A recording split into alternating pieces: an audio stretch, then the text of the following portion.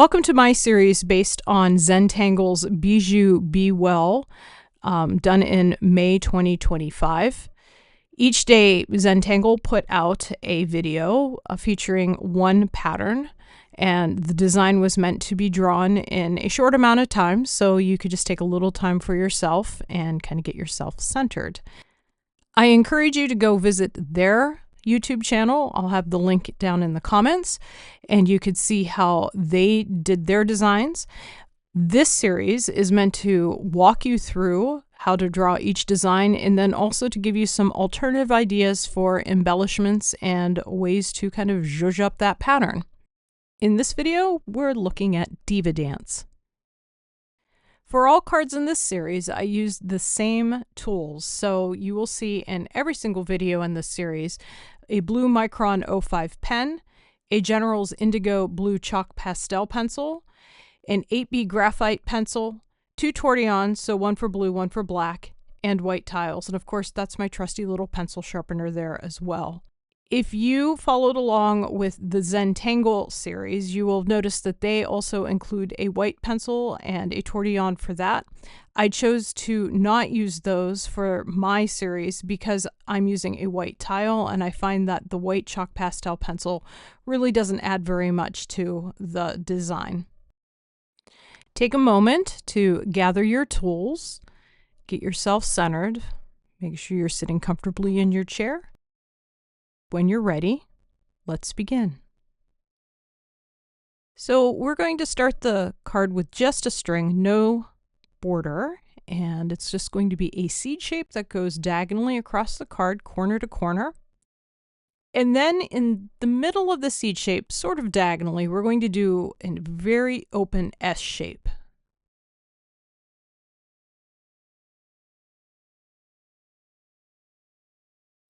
And from here, put your pencil down and grab your pen. Let's start tangling. We're going to start in the middle of one of the sections, and you might just want to watch me for a moment before you start. I'm going to start with just a little tiny arc in the middle, and then I'm going to do another arc and kind of connect the edges, so I end up with something that looks like a little moon shape.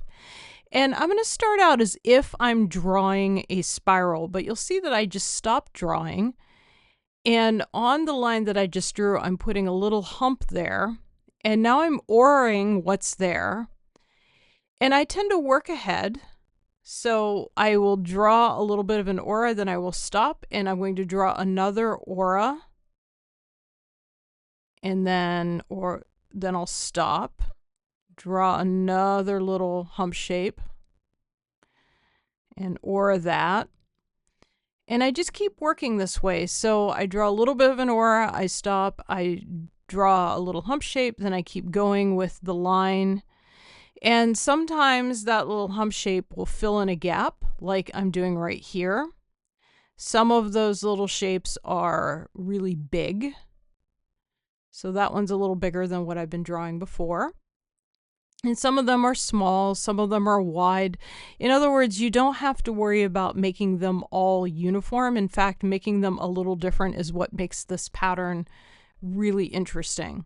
So I'm just going to keep working in this odd little spiral of draw the aura, add a little bit of a hump, draw the aura, add a little bit of a hump. And then I'm just going to keep going until I get out to the string lines. As I work out to the pencil lines, you'll see how we're going to finish off the section.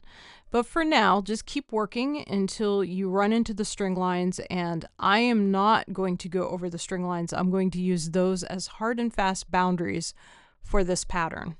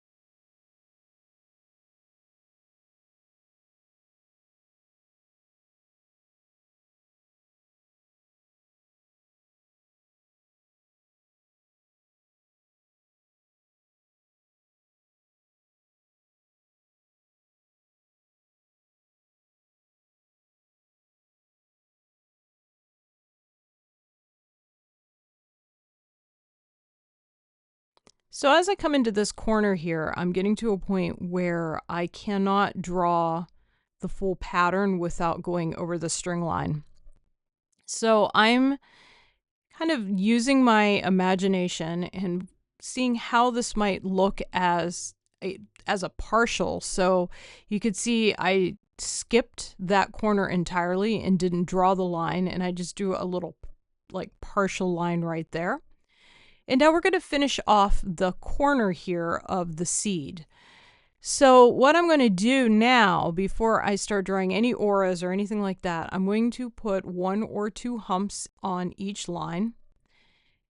And then I'm going to aura that. And you can see I did like a tiny little dot there of a line, as if that line were coming around the corner. When I add the humps in, I'm thinking about how to vary the line so it just doesn't become like the same old wavy line going all the way out to the very tip of the seed. At some point it's going to kind of become that, just because we're going to be so limited on space. But in this place here, I really do want it to look varied. And you'll notice that line, I didn't bother to put a hump there. So you might even want to skip putting a hump in if you want. You don't have to do one for each iteration. And as things get smaller and smaller, that kind of makes sense to do that.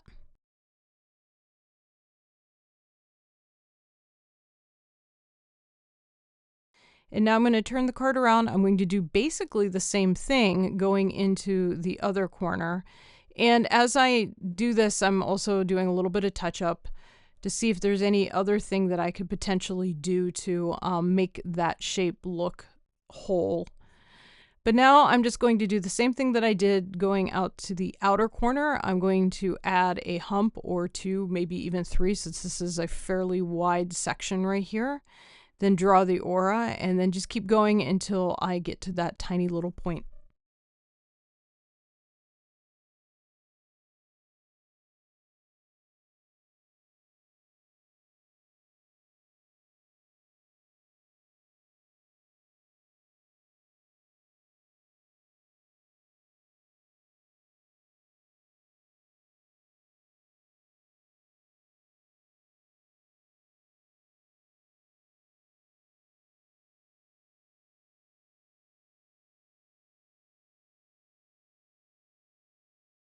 And once you're done with one section, you're going to turn the card and do exactly the same thing in the second section. So starting with that little moon shape and that tiny little spiral, and just do the aura and draw the hump, and do the aura and draw the hump. You can decide if you want to spiral in the same direction or if you want to go in the opposite direction. It could be kind of fun if you did one clockwise and one counterclockwise. It is entirely up to you.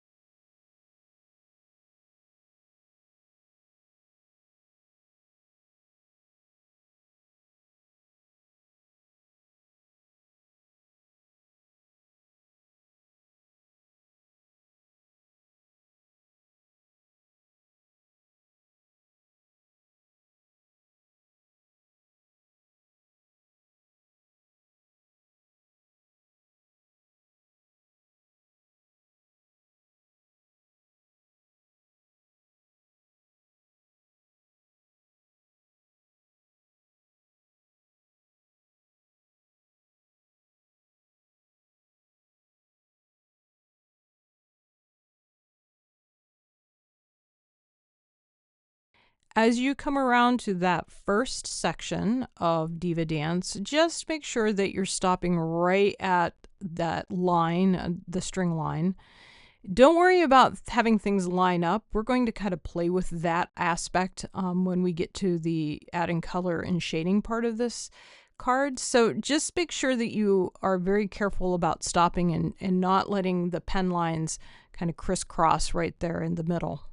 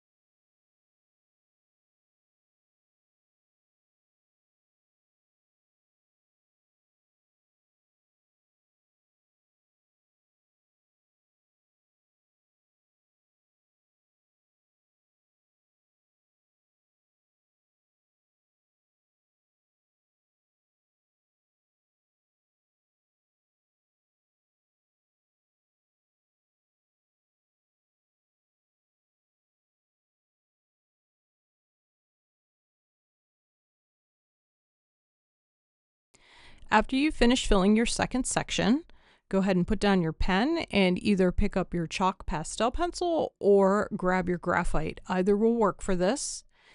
And I want you to take a look at kind of the waviness of the pattern. And what I like to do when I'm adding shade to a pattern like Diva Dance is I tend to put some shade where there are valleys. So if we think about like where those little humps are, those are like the peaks, and then the space in between is the valley. And since it's a little random, those valleys aren't going to be very long. So it might only go over just a few rows, and that's okay. And I'm going around and I'm just putting some shade into all of those peaks and valleys, or as many as I can pick up. There's some that I will probably skip just because they're too small, and that's okay too. This works great whether you're using color or using just graphite, because what we're doing is we're adding in a nice low light into the pattern. So I'm just going to keep going around and playing with those peaks and valleys. I am not doing, it looks like I'm doing quite a bit with the intersection right there of the two patterns, but I'm actually not going to do much with them just yet. It just happens to be that there's a valley right there. I'm going to go back and pick up the intersection of the two later with my graphite. So right now, just focus on those little peaks and valleys within each section. And then if you want to do what I'm doing, I did half of the card and now I'm just going through and I'm blending out the chalk pastel. And what I'm doing here is I'm pulling the chalk pastel along the little line that is formed between the two pen lines. So I'm making sure that I'm not letting everything turn blue. I'm leaving some white spots. So where the peak is, I'm leaving that white. And where the valley is, I'm running my Tortillon over it a few times just to deepen and darken the color. This works also for graphite as well as chalk pastel. And once I get this section done, I'm going to turn around and do the other side before I pick up my graphite.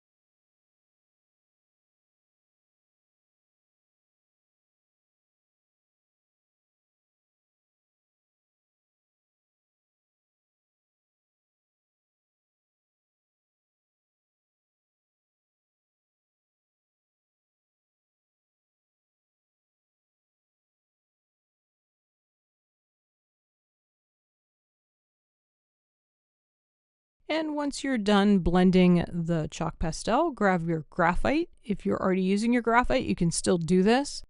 What I'm doing now is I'm running a fairly deep line of graphite right along that initial string line, that S shape. And then I'm going to blend that out and I'm going to create a divide between the two patterns. So imagine like the two patterns are kind of swirling along and crashing into each other. That is kind of the effect I'm going for here.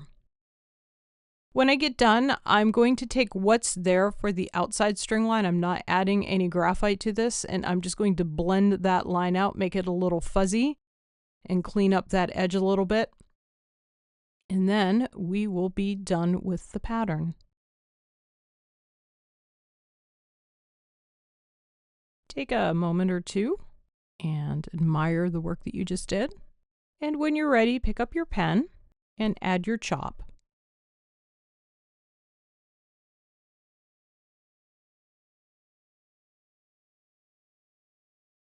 And there you have it, Diva Dance.